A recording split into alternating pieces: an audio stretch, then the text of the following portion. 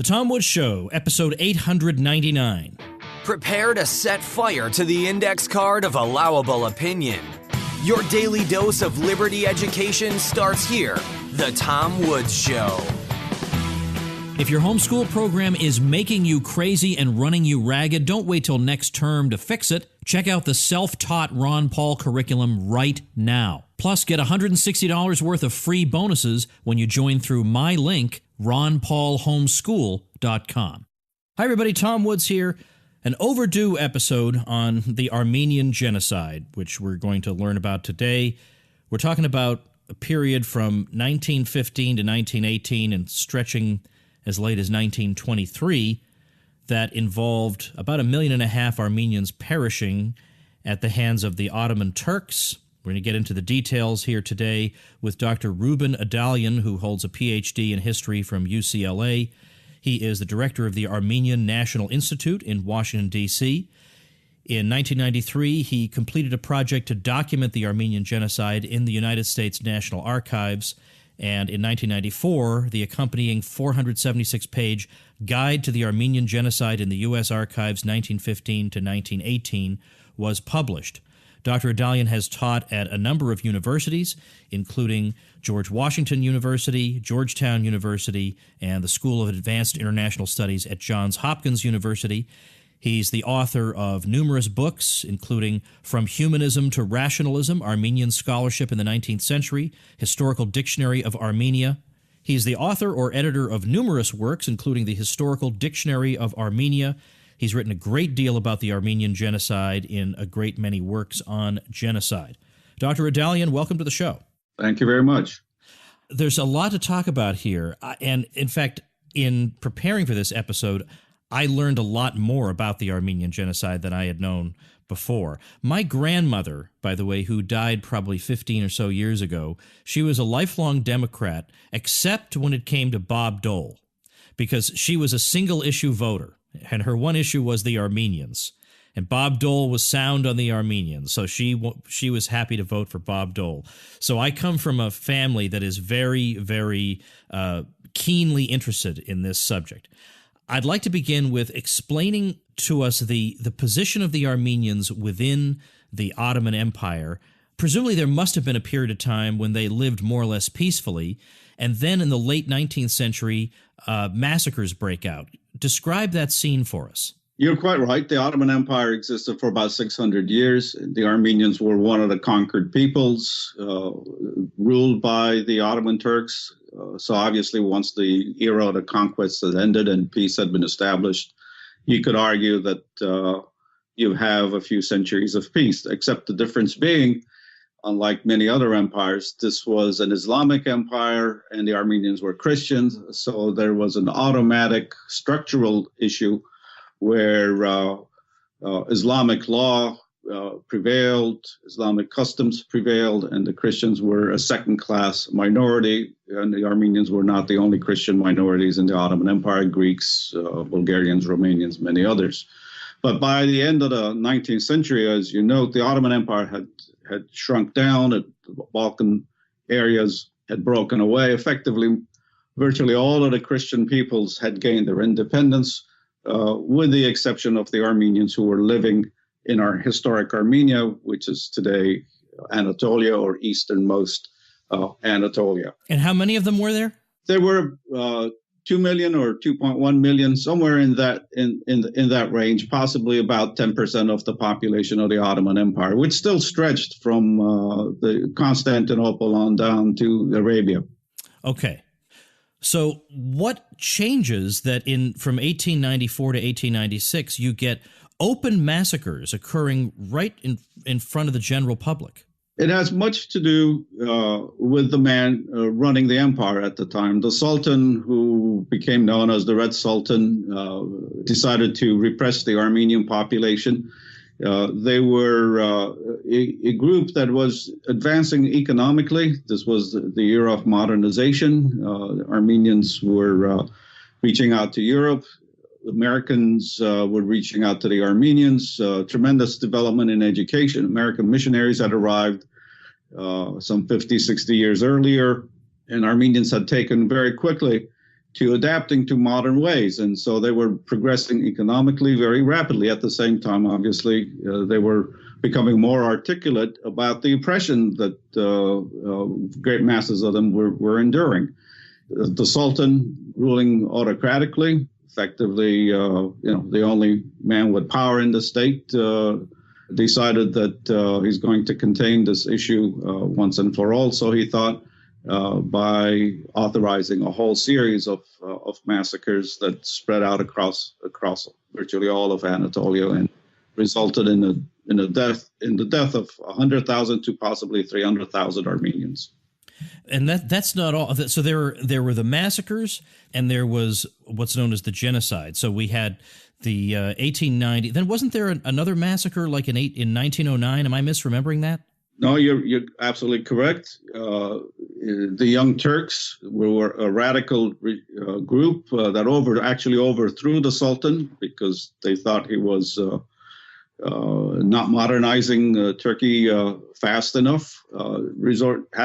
Believed in a more radical ideology, and they wanted to Turkify Anatolia, which was a multicultural, multi-ethnic area at the time. And they did this in 1908 and 1909. These massacres broke out in another area known as Cilicia, which was heavily populated by Armenians, and another 20, 30,000 Armenians fell victim at the time. And so you're absolutely correct. There's a pattern. There's a set of massacres in 1895. It repeats in 1909. By the time you get to 1915, the Armenian people have been living in a country that's periodically slaughtering vast numbers of them. And so they have, obviously by this time, developed a very reserved attitude towards their own government. Well, I should think so. Now, from 1915 to 1918, this is the period where there's a systematic policy carried out to more or less do away with these people. And I'm interested in how that differs from just these massacres that we saw carried out. There is something qualitatively different about what's going on during these years. Absolutely right, because the massacres were local events, whereas a genocide is something that's centrally organized, it's systematic, it's thorough, requires the machinery of the government, all of the tools of the state administration that are available. You're talking the railroad systems, the telegraph system at the time, rudimentary telephone system, the army, all of the mechanisms that a state has at its disposal in order to dislodge a population from its homes, all of them en masse, put them on the road in a certain direction, send them out, in this case, in 1915 towards the Syrian desert, which made it all the obvious by those who finally arrived there, if they hadn't perished along the road, that this was indeed not just the end of the road, this was the end of their existence. And so a massacre may kill large numbers of people, but it does spare the majority, whereas a genocide effectively is striving to destroy a very large number of people, if not all of them. Now, of course, there is some kind of controversy about this. As we well know, the Turkish government does not speak of a genocide, and we know that American politicians have danced around the subject, and they very much regret the terrible tragedy that befell the Armenian people, but they won't use the word genocide. So this is a very politically loaded question. So it becomes important to try to figure out, can we ascertain without a doubt that there was a deliberate policy? Do we have documentation? What kind of evidence do we have that this wasn't just wartime stifling of dissent or whatever? I mean, that there was a real deliberate attempt to destroy these people. Right. That's the central question. And the fact of the matter is that just absolutely no shortage of documentation. And interestingly enough, the greatest amount of evidence on the Armenian genocide actually lies in the United States National Archives, for the simple reason that the United States was a neutral party during the greater length of the First World War, the Great War, which occurred from 1914 to 1918. And so there's an American ambassador, there are American consuls who are stationed in various cities across the Ottoman Empire, as well as a significant number of civilians, including educators, missionaries, physicians. They're all witnesses to what transpires with the Armenian population. And they're in reports, regular reports, eyewitness reports to the American ambassador, and all of that gets sent into the United States to Washington. And hence, the American government is fully aware of the entire course of the unfolding of the Armenian genocide, blow by blow. So it can be entirely reconstructed. And since there's an ambassador, he can communicate. He talks to Ottoman officials, including the central figure, the interior minister by the name of Talat Pasha, to whom he had access, who is entirely open about what his intentions are and what his objectives are. And that's just one piece of the puzzle, because there's evidence all across the world in countries friendly and unfriendly to Ottoman Turkey. The Germans were allies, military allies of the Ottoman Turks. They had a large military presence in the country, and their commanders, who did not in any shape or form intervene to stop the atrocities, nevertheless witnessed, reported, and sent the information to their own government. And lately, scholars have been mining the Vatican archives, and the papacy, turns out, holds a massive amount of documentation sent in by Catholic missionaries, representatives of the church, priests, and others, who also reported everything. So there's confirmatory evidence from any standpoint that one looks at it. So the denialist position of the current Turkish government is simply untenable. I'm noting in an article of yours here that one of the differences between the massacres and then what happened from 1915 onward is that in the massacres there was a lot of looting and burning of Armenian neighborhoods and businesses, but you don't see that in 1915. Instead, you see the transfer of these things from the Armenians to the Turks, which seems to represent rather an ominous change. We're not trying to intimidate you anymore. That time for that is over. You're quite right, and I think as you look at these government orchestrated genocidal episodes, and the easiest comparison was with the Holocaust, not only is there a separation of a targeted minority from the general population and then deported to certain locations in order to be exterminated, but also there's this massive misappropriation of their wealth, their property, their businesses. And typically it's the government and not the general population that is expropriating. And so this is another dimension of a genocide, which is the economic destruction and certainly the economic uprooting of this population. So effectively, it has no chance of returning and recovering, even if it happens to survive the atrocities. It's a large plan. It's designed to be finite. That's why it's called a final solution. To what extent did people other than government officials, the diplomatic corps, know about what was going on, like journalists at the time, for example? Now, journalists were confined to Constantinople, the capital city, so there was little from that they could have gone and witnessed. But the New York Times had people writing in, again, because the United States was a neutral party, so there were journalists that could send reports. And the State Department itself did provide some of this information that was coming in from the embassy to the media.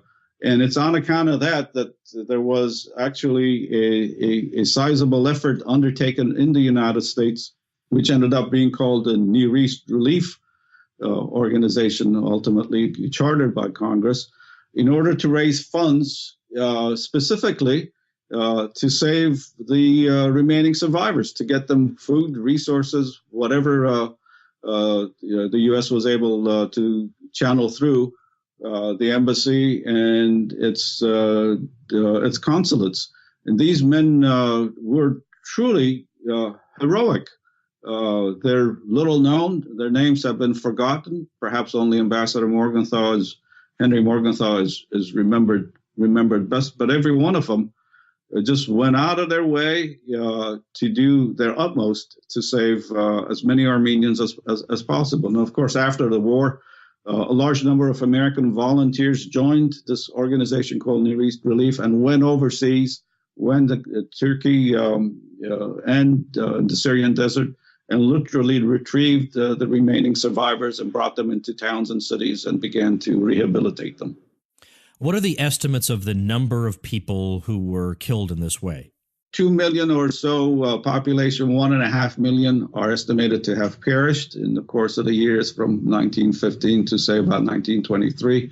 Effectively, there's only 500,000 survivors, and they are dispersed. They're no longer in their home cities. They're now spread across the world, primarily across the Middle East at the time. So they're scattered across Syria, Iran, Russia, what's today Lebanon, Israel, Egypt, Greece, Bulgaria, you name it. All those surrounding countries became refugee sites in those initial decades. And of course, anybody who could find their way to the United States did so. And that explains why there's so many Armenians in the country. The United States welcomed a large number of refugees, and that inflow has not stopped since then. Tell me exactly, I realize this is a morbid question, but how the killings were carried out. It's a very large number of people they're killing here, and I'm curious about how women, children, and older men were treated as compared to able-bodied younger men. Was there any distinction? There was a clear distinction made between the able-bodied men and the rest of the population, because the able-bodied men initially were drafted into the armed forces. However, they were never really trained or equipped to serve on the front. They were assigned for labor to work in labor battalions, and ultimately they would just simply work to death or else at some point executed. So way before the deportations even start, the able-bodied men, that portion of the population that might have been able to provide some effective defense or resistance to the deportations, had already been eliminated. And so the deportations themselves then become a method for reducing the population. People out on the road in the open, where do you get food? Where do you get medication? Clearly, the very old and the young would start dropping very quickly. Even so, certain numbers did reach the Syrian desert. By then, of course, there's no access to food. There's no access to water. It's quite obvious that they're simply going to be starving to death. And that's effectively what happened to very, very large numbers. Throughout the deportations, there were locations out of sight where nobody could see or hear what was going on. And therein, the massacres occurred just to continue to reduce down the numbers of the people on the deportation ramps. So it's an organized, systematic, methodic way of simply reducing the numbers of a certain population. And 1.5 million is a very large number of people to kill. There is an Armenia on the globe today. Can you discuss the origins of that? Yes. Historic Armenia in the early 20th century was divided between the Russian Empire and the Ottoman Empire, the Turkish Empire. A small portion had come under Russian rule in the Caucasus. And so what you see on the map today as the Republic of Armenia is what remained of historic Armenia under Russian rule. So that's the part of the population that was spared the direct effects of the genocide, even though they were not obviously spared the effects of the war itself. And this became another location where refugees and exiles concentrated and built a new home and a new country for themselves. The Republic of Armenia geographically represents about 10% of what was the historic Armenian state, the Armenian kingdom, which dated back some 2,000 to 3,000 years. Now, how is it possible that the 20th century goes on with almost no discussion of this? I mean, today we hear people talking about the Armenian Genocide. I think people assume everybody must have been talking about it for 100 years, but they really weren't. Now, why is that? Fundamentally, two reasons. One, very small number of survivors. And you have to understand that the survivors themselves are, at this point, stateless people, penniless. Their primary objective in life is to simply stay alive, try to reconstitute a family if they can find whomever survived. The idea that the rest of the world would be listening to what they had to say seemed a remote possibility at the time, even though the world was well aware of what had happened to the Armenians, but then went completely quiet on it as it moved on. At the same time, the Turkish government, now reconstituted as the modern Republic of Turkey, saw to it and went about, again, very methodically and with great determination to suppress any public discussion of what had happened to the Armenians, certainly in official circles and in public circles. And the classic example is ability to prevent the making of the movie, the Hollywood movie of 40 Days of Musadah.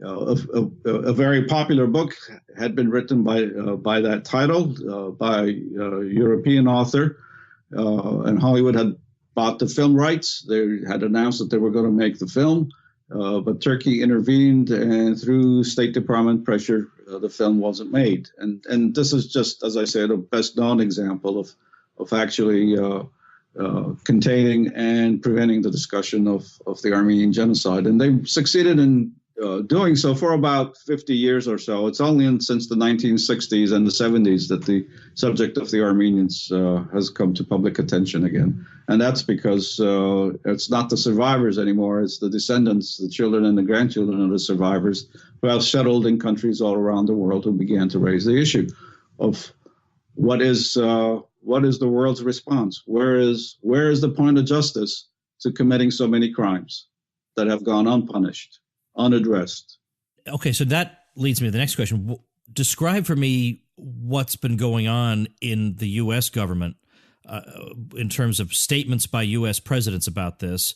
What are the factors at work here? It can't just be, I've always been told by my family, well, they don't want to offend the Turks because Turkey is an important ally, and I just can't believe that. Germany is an important ally. Nobody worries about offending them. So what really is going on here? Is that really it? It's because unlike Germany, which faced the reality of what happened during the war, and where these international tribunals, as known as the Nuremberg trials, effectively persuaded and imposed on the German population the realization of what the crimes in which they had participated, that did not occur in the case of Turkey. And so effectively they got away with it. There were some trials in the immediate post-war years in 1919, 1920 or so, but those were closed down pretty quickly. And so the onus of responsibility was never imposed on the Turkish government. As far as the United States is concerned, Turkey and the United States have a significant alliance, and Turkey uses that leverage against the United States with all sorts of threats in closing down some of the bases, and some of those bases are critical for U.S. security and for U.S. policy in the Middle East. So instead of defending the truth, instead of acknowledging what the evidence is in our own national archives, our government stops short of labeling the events a genocide. Otherwise, the President of the United States, every April 24th and for some 20 years or more, does issue a statement on what the White House calls Armenian Remembrance Day. It's a significant statement because it does indeed recall what happened in 1915. The statements tend to be very accurate in their description of what happened. And as you noted, massacres, deportations, expropriations, whatever else. But just stop short of labeling a genocide, which is the word on which the Turkish government is really hung up. Now, why is it hung up on that simply because it's offended by the term, or does it think there will be any present-day consequences, negative consequences for Turkey? I mean, are the Armenians seeking any kind of reparations, and that's what the Turks are afraid of, or is it just they don't want to be accused of this terrible crime? One, they don't want to be accused of a crime.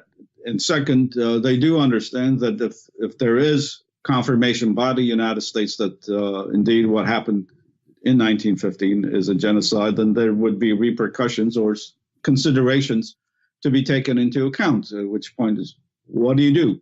What kind of responsibility does a government take for events that have now been labeled a genocide? Now, mind you, Some 25 or more countries have done so already, most of them in Europe and South America, including Canada. It's only a question of where the United States stands. And the U.S. government's position, as I've tried to explain, says acknowledges the facts, but it won't label it a genocide. Interesting. Now, can you just take 1 minute to say something about Bob Dole, who's not somebody I have a lot of necessarily super kind words for on the show, but as I said, my grandmother loved him because of this. Why is it that Bob Dole became interested in the situation involving the Armenians? That's actually a very interesting question and has everything to do with his service during the Second World War. He was severely wounded, and when he was brought over for recovery to the States, he was sent to a surgeon of Armenian background by the name of Hampar Kalikian, who did his absolute best to help this young soldier who was bedridden to recover physically and to recover emotionally and morally. And that young soldier became Senator Bob Dole of Kansas. And Senator Dole was always personally grateful and thankful and held the memory of Dr. Kalikian dear. And Dr. Kalikian himself and his family, of course, had been victims of the Armenian Genocide. And it's through him that Senator Dole had first learned of the Armenians and of their fate, and thus he became, as you note, the greatest champion in the United States government for officially recognizing the Armenian genocide. In 1990, he spoke on the floor of the Senate eloquently to try to persuade the rest of his colleagues to adopt a resolution to that effect. He did not succeed, but he certainly made it clear where he stood. I'd like to ask you one other thing. I'm interested in the church among the Armenians. Now, most of them, I assume, were Armenian Orthodox? Right. Armenians are virtually all Christian, primarily Armenian Orthodox, with many Protestant and many Catholic. Okay, so I'm just interested in, during those initial massacres, the extent to which the church in particular was targeted. And if so, in what form did that take? Yes, that's actually a terrific question, to the effect that typically a genocide starts by targeting the able-bodied and the leadership. And this is why Armenians commemorate the Armenian Genocide on April 24th, because that's the day the leadership of the Armenian community in Constantinople, a few hundred men, all of them, were summarily arrested and deported, and many never returned. And that pattern continued across all the Armenian communities, all the towns and cities of the Ottoman Empire. Any educator, any clergyman, any successful businessman, they were typically the ones who were politically active, naturally, were the ones who were picked up first. And the persecution of the priesthoods was particularly gruesome because there was a religious dimension to the Armenian genocide, and the priests and the clergy were targeted for particular abuse. And no need to go into the details, but there are even reports of crucifixions. Wow, that is horrifying. Well, is there a good book people can read on this? If they're only going to read one, do you have one you can recommend? Well, that's actually a challenging question. What I could do, though, is recommend that people visit the website of the Armenian National Institute, Armenian-genocide.org. It contains a massive amount of information on the subject and sample documents, sample reports from that time, the American record on the subject matter, what presidents have said and what many others have said. It would give them a comprehensive look into the subject of the Armenian genocide. All right, that is excellent. So Armenian-genocide.org is that website. I will link to that on our show notes page for today, tomwoods.com/899. We'll have that link on it. So anyway, this is about as thorough a background as you're going to get in 30 minutes about the Armenian genocide. Now people know where they can find more information, and we are grateful to Rouben Adalian for your time and your expertise. Thanks so much. You're most welcome. Become a smarter libertarian in just 30 minutes a day. Visit tomwoods.com to subscribe to the show for free, and we'll see you next time.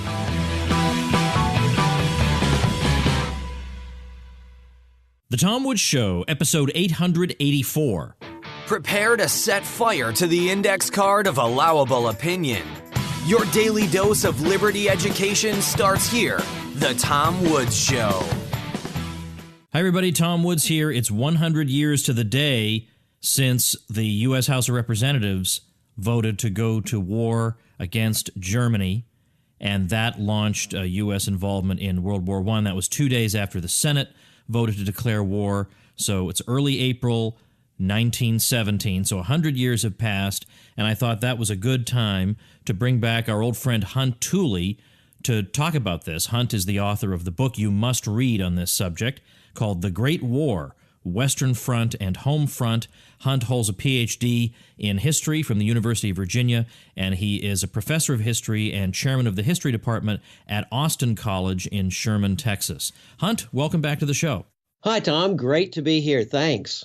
This particular episode is being released on April 6th, 2017, which is the 100th anniversary of the declaration of war passed by Congress that got the United States into World War I. How about that I managed to coordinate that?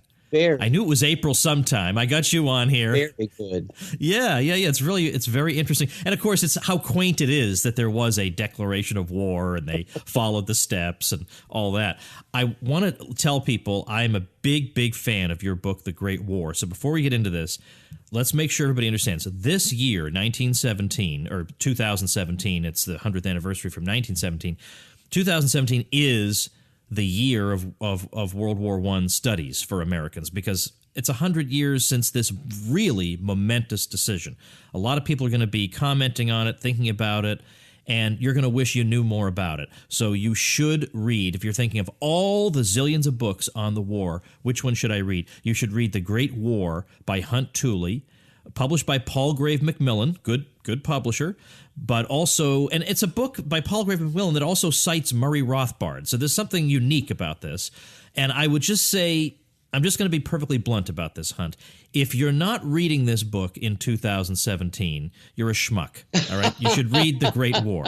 All right? Is that good enough? Oh, Tom, thank you so much. That is very kind coming from you, who have also written some very fine pieces on World War I, and in particular on American entry in the politically incorrect history. That section is really a favorite of mine for a short, punchy treatment. It really is really hits the right tone and high point. Well, that's very good of you to say. I don't insult my listeners for just anyone, Hunt. When I call somebody a schmuck, I really mean that they should be doing what I'm urging them to do. All right, so let's talk about before the U.S. intervention. Let's talk about 1916. By the end of 1916, U.S. intervention comes in April, of course. So by the end of 1916, let's talk about what the scales are. I mean, where does the balance lie in terms of the central powers? I mean, which side has the upper hand by the end of that year? Yeah, I think we have to say it was the Central Powers, therefore the Germans and the Austro-Hungarians and Turks.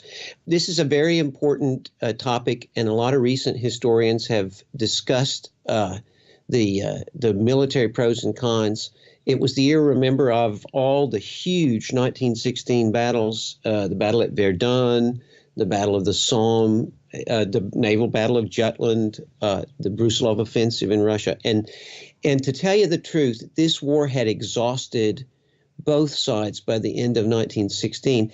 And in a way, I think their leaders thought there was not much way to go forward. But if you do, and I think that's both sides, but if you put this into a question of who was winning, I think we have to say the Germans were winning. I think that the Germans and Austrians were simply killing Allied troops at a higher rate. I think that although Germany was faced by this enormous collection of powers with probably twice the military manpower available, still in all, I think that the indications are, and I believe we can find this in the writings of the British Field Marshal Haig, who was assessing all this at that time, and it looked bad for the Allied side. All right. Now, that alone would make a lot of people today, maybe not a lot, but some say, well, therefore, U.S. intervention was necessary because we certainly could not allow the Central Powers to be victorious. Well, and, I think that that's a part of American life since the propaganda of World War I and World War II to assume that there was that kind of issue, that kind of necessity of saving the British and the French because the Germans were simply evil. But as I approach this whole subject, I tend to look at the state itself as being the source of evil. And so in a sense, all of these countries who were at war were products of statism and the growth of the nation state and its power. But as far as that goes, I'm not sure that the Germans were practicing evil at a more rapid rate than any of the Allies or all of the Allies. But I think that is the propaganda residue that still lives in our minds and that historians often just take at face value. Well, certainly they all, among many other things, have colonial possessions. They were, by and large, imperial powers. How can we compare them in terms of how they administered these places, some more humanely, some less so? Well, I do think we can do that, and it's certainly an important fact in the war that they were all imperialists. I think the Belgians had a terrible record in the Congo. I think the Germans had early on. I mean, the Germans got into imperialism late, but early on there were a lot of cruelties in their empire, especially right after the turn of the century and the massacre of the Hereros in Southwest Africa and all that.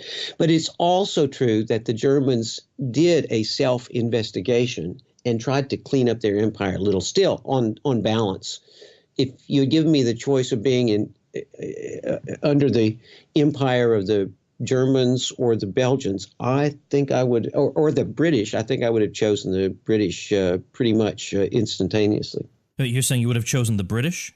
In most cases, yeah. I think the British were, although there were plenty of cruelties, I think they were slightly more even-handed. They did tend to keep the local people kind of pacified more.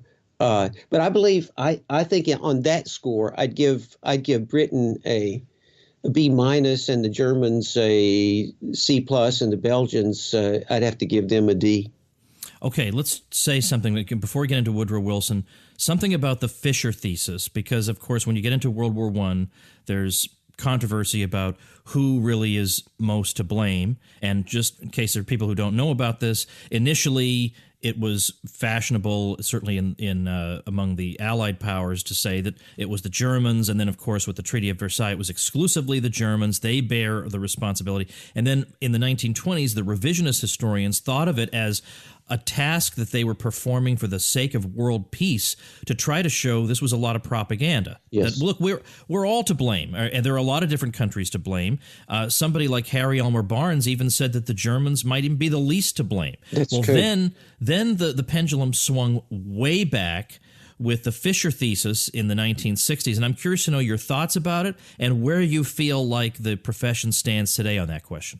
Well, that's a very interesting question. The Fisher thesis came from the work of Fritz Fischer, or it began there at the very earliest in 1959. But the main book, Grab for World Power, came out in the early 60s, and his thesis was that. In fact, it was the Germans who did it. It was the Germans he had uncovered a plan for a sort of global power in which the Germans would not only link together Central Europe, but have a kind of central linkage across the globe, across the steppe to northern India and so forth.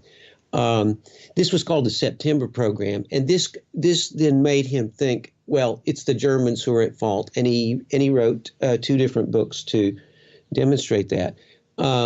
The historians of Germany all over the world, especially America, Britain, France, and Germany, got together many times to debate this point throughout the 60s. It became very acrimonious, and I'd say the result, Tom, was that by the time we get to the 1980s, this has been fought over so much that, well, two things happen. First of all, some people reject the extreme claims of Fisher But on the whole, they said, well, okay, Germany did have some plans like this, at least contingency plans, at least sort of daydreams. But on the other hand, so did all the other powers. And so a lot of investigations started into British imperial plans for their empire.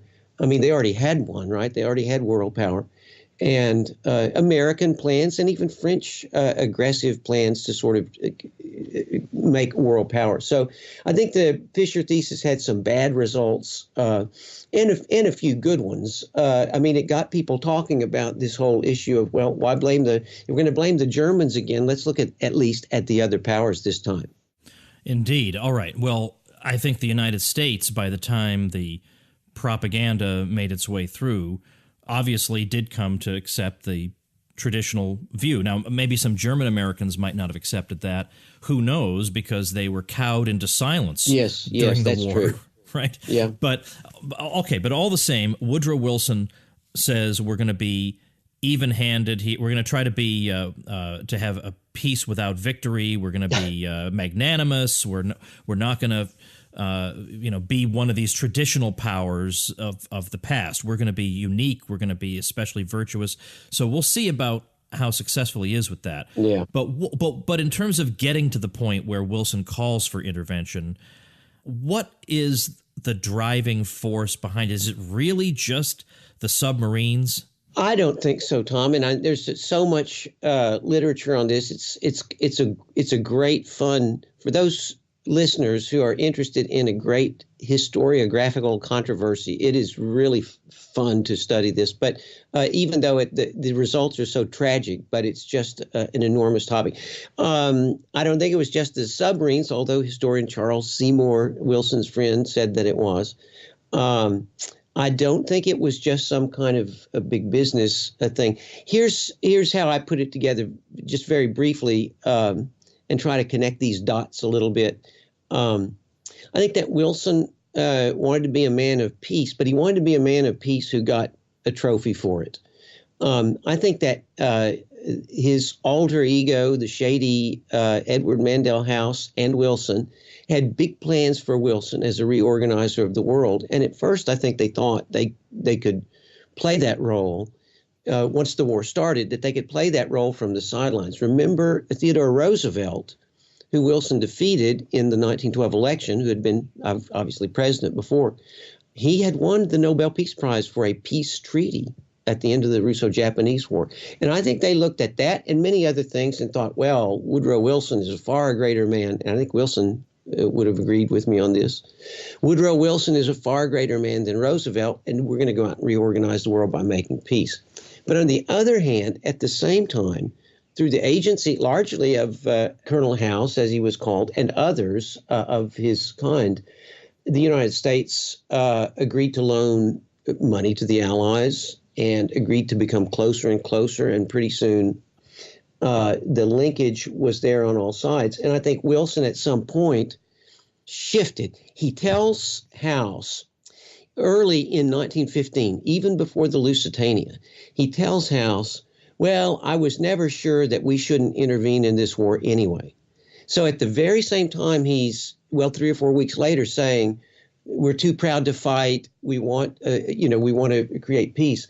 Even before this, he's saying, well, I'm not so sure we don't want to intervene. So I think this is a tactical thing for the goals of these two men. And once the British start to lose, there are so many American investments in the war in so many ways that, and I think Wilson and House see, well, if the British lose, then how are we going to mediate this war? You can't mediate something that where one side has really won big. And so I think that was the impetus from the standpoint of those two to get the Americans into the war so that Wilson could become exactly what he became in his own mind anyway, the kind of messiah coming to Versailles to save the old world from itself and reorganize the new. Now, as somebody who's focused primarily on the European side of the war, tell me what the ultimate significance, practically and in the grand scheme of things, there is in the American entry. Well, that's That's a big question, and there's some conditional parts and pieces to it. But I will say this. It used to be that the American part, especially for the last 25 or 30 years or so, was minimized. And to tell you the truth, although I have many good friends who are British and who are British historians, it does tend to be the fact that in British works, the American entry is minimized. I mean, they had fought so hard, they had lost so many dead, they had disrupted so many lives. It was really not in the British interest ever to tell the story. And oh, by the way, the Americans came in and tipped the balance. So I think that this is out there, that this idea that the Americans didn't impact it. But in fact, by October 1918, the United States had over 5 million troops under arms, had 2 million troops in Europe, 1 million of whom were frontline battle ready, and most of them already fighting. So how could it possibly be, that those numbers don't make an impact? So certainly it made an impact to the war effort. Just to give a very a small example, the salient on the Western Front, about 2/3 of the way down to the southeast of San Miguel, a famous American battle. That's a place where there had been stalemate for 4 years. The British and French just could not budge that line one way or the other. The American First Army was formed in the summer of 1918, finally, with all the training and logistics and everything. And George Marshall was the chief of staff, by the way. And the Americans reduced that salient in about a week of battle, and with not very high casualties compared to what the British and French had been just having there in trench warfare. So I think the American, the freshness, the well-armed quality, the traditions of the American Army and this is, I'm not just saying this out of some kind of jingoism. There are studies on American ways of attack and the kind of legacy of the Civil War attacks and the study of those, and how do you get across the deadly ground covered by modern high-powered rifle fire. So there were studies of that. I think those all came together to mean that the Americans made a huge contribution at San Miguel, the Argonne Wood, and other places. So that's certainly one way in which the American entry changed things. I'm not so sure that some say that it prolonged the war, and that's a toss-up, I think. It may not have. It may have been that the American entry made it go a little longer, but on the other hand, it may have been that the Allies were about ready to toss in the towel and negotiate at some point if they didn't have the United States waiting in the wings. So I'm not sure whether that was a prolongation or not. Now, what I do absolutely think is that the weight of the strongest economic power on the face of the earth, and that had been the case since the turn of the century, the strongest economic power on the side of the Allies, where it's touch and go and things are kind of balanced out and they might be negotiating at any moment and both sides were looking for back channels. The entry of the United States with all of that power on one side just simply meant that it was going to be over. The Germans gave it a shot in the spring offensive of 1918, but it wasn't enough. And it was, by the way, the Americans of the 1st and 2nd, 3rd divisions of the First Army, what would become the First Army, who plugged the gap at Belleau Wood and other places in that German attack. So I think all these things meant that by the time anybody sets foot in Versailles for the negotiations, there's a sense that the Americans have paid for a lot of it, and they're the least exhausted and the most powerful. I'm curious about the state of the home front in 1917 in countries other than the United States. The United States, they haven't actually gotten involved yet, and obviously the American public wasn't completely on board if they had to do conscription and propaganda speeches on street corners and violations of civil liberties. But on the other hand, the U.S. wasn't completely demoralized by having been in a absolutely devastating war for 3 years. So I'm curious to know what's going on in these other countries. To the extent that we can figure out public opinion before the advent of polling, what is the mood? You know, there have been some very clever studies by historians about this very thing.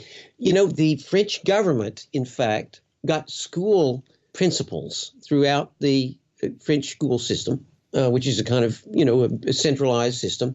And they got them to report on things that they heard at school, things that they heard from Paris, things that they heard in the streets.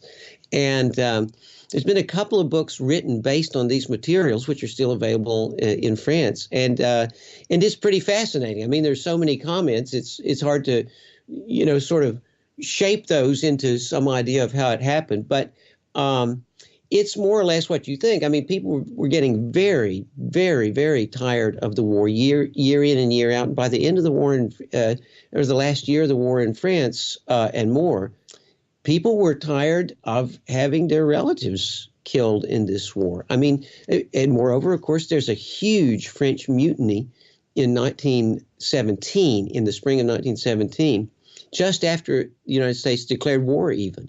But the French soldiers decide, being under the command of a very aggressive general who's launching murderous attack, suicidal attack after suicidal attack, the French soldiers decide, well, we're not going to run away from these trenches, but we're not going to attack anymore.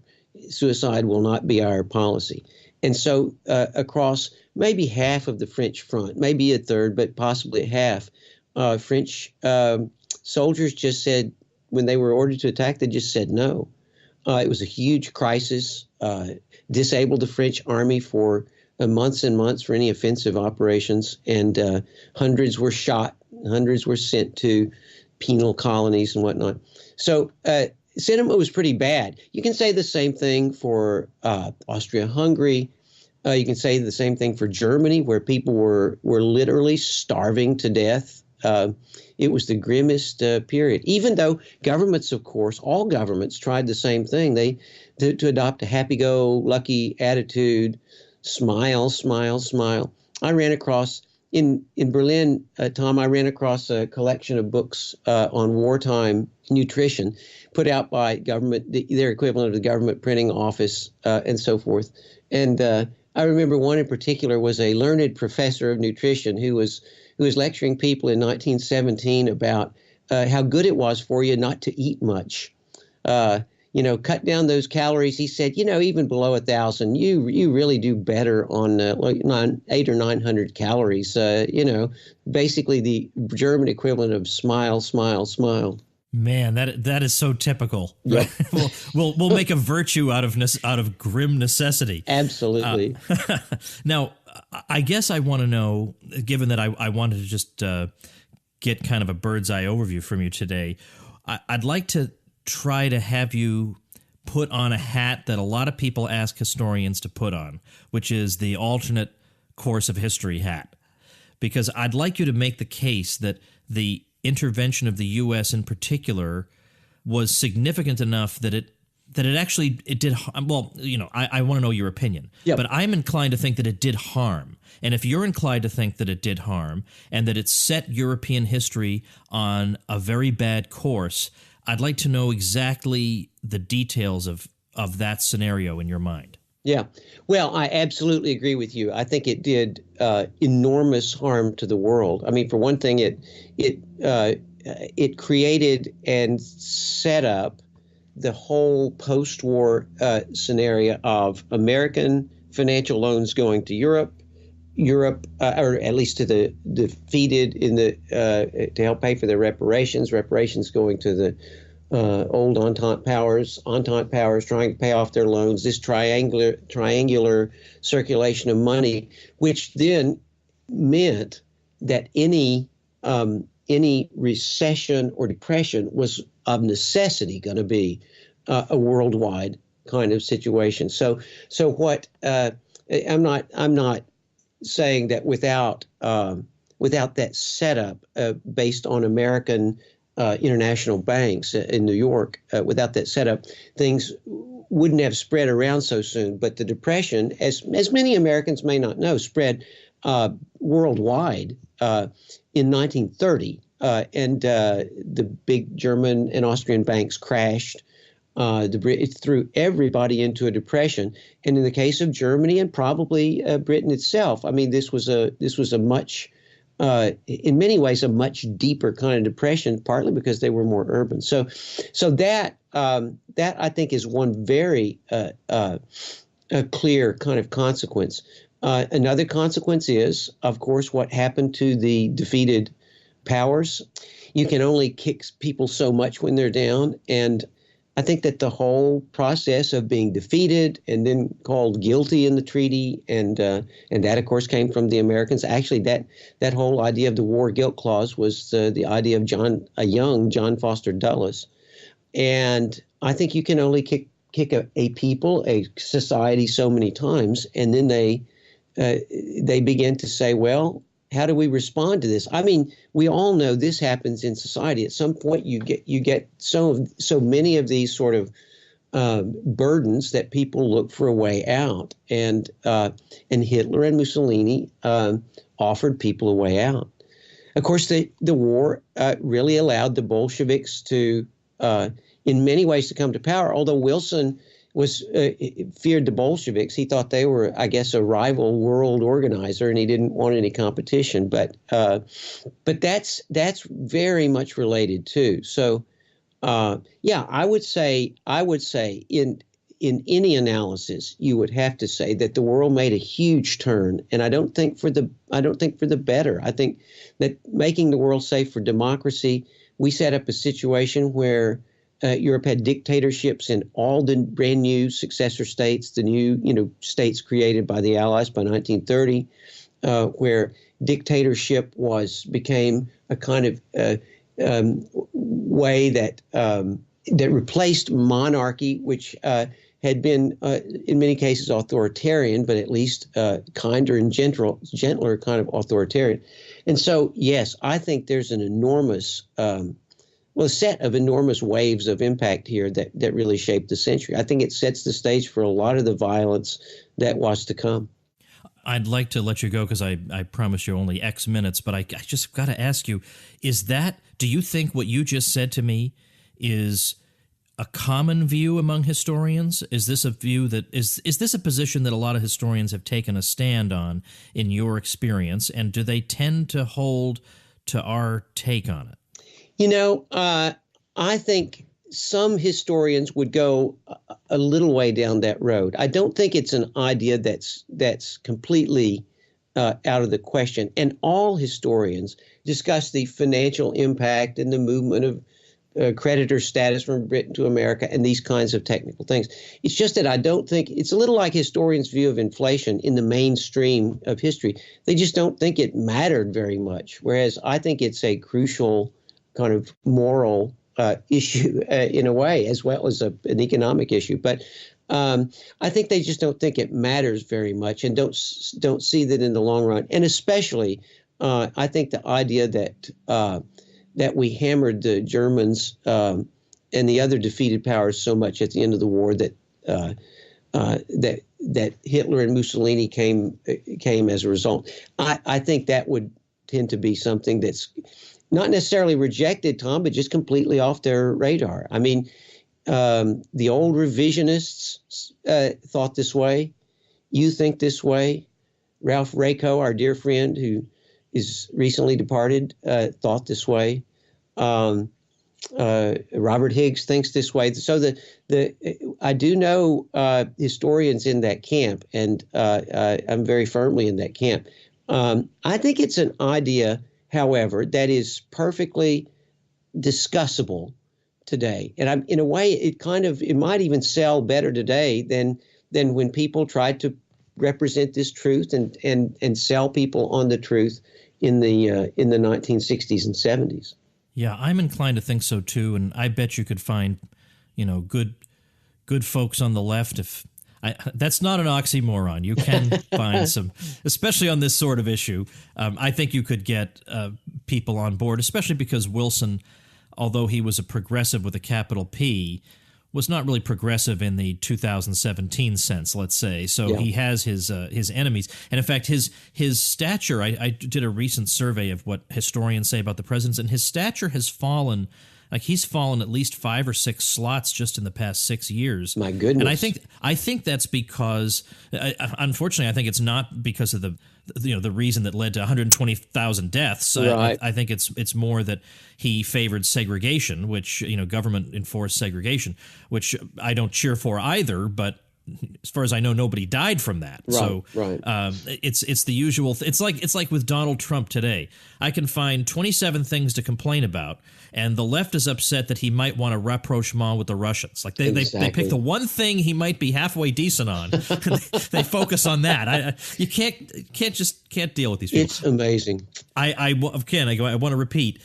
Don't be a schmuck. Get the Great War, Western Front and Home Front. I dare say, Hunt Tooley, no one has ever promoted your book quite that way in the past. I think you are the very first, Tom, and and I thank you for it.